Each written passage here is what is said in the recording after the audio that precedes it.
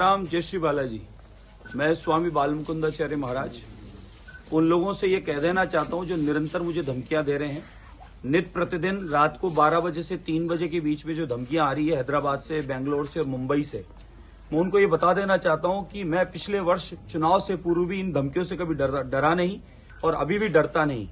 और जो रात को महाशय ने कहा कि बॉम्बे आके बता और जिंदा जाके बता, मैं चैलेंज के साथ कहता हूँ कि मैं मुंबई आ रहा हूँ आज ही। किसी में हिम्मत है तो मुझे मुंबई में मिलके बताना।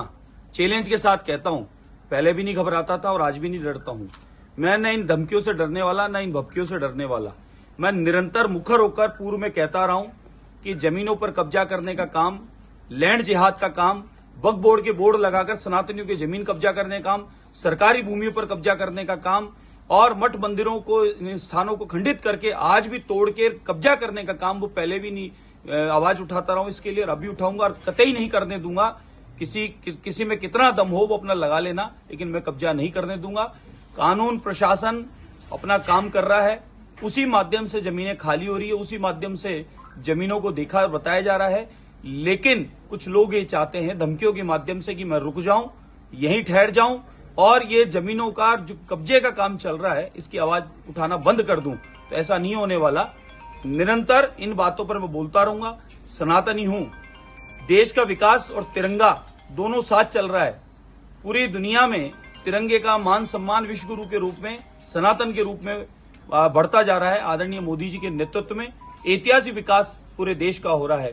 सबका साथ और विश्वास जीतकर सबके प्रयास के साथ विकास हो रहा है। लेकिन कुछ लोगों को ये पच नहीं रहा कि देश आज सामूहिक रूप से एक परिवार की तरह सामूहिक रूप से विकास की ओर बढ़ रहा है आदरणीय मोदी जी के नेतृत्व में। लेकिन इसका अर्थ ये नहीं है कि कुछ लोग यहाँ जिहाद स्वभाव के लोग या जमीनों को कब्जा लेंगे और जमीनों को कब्जा करके और उसको दुरुपयोग करेंगे, वो कभी भी नहीं होने दूंगा। और पहले भी मैं इस बात पर बोलता रहा हूं, आज भी बोला हूं, मैं धमकियों से नहीं घबराने वाला। हैदराबाद से जो धमकियां आ रही है कि हैदराबाद आके बताना, लखनऊ से आ रही है लखनऊ आके बताना, और सीरिया से आई और अब बॉम्बे से आई, तो मैं तो निरंतर भ्रमण करने वाला व्यक्ति हूं। रोज भ्रमण करता हूं, धार्मिक आध्यात्मिक पुरुष, रोज आना जाना मेरा काम है। इस प्रकार की धमकियों से मैं रुकने वाला, न मैं बोलने से रुकने वाला, न मैं काम करने से रुकने वाला। आप जो माहौल खराब करना चाहते हैं ये समझ लेना, इस देश में अब उस प्रकार का कार्य नहीं होगा जिस प्रकार का पहले होता आ रहा है।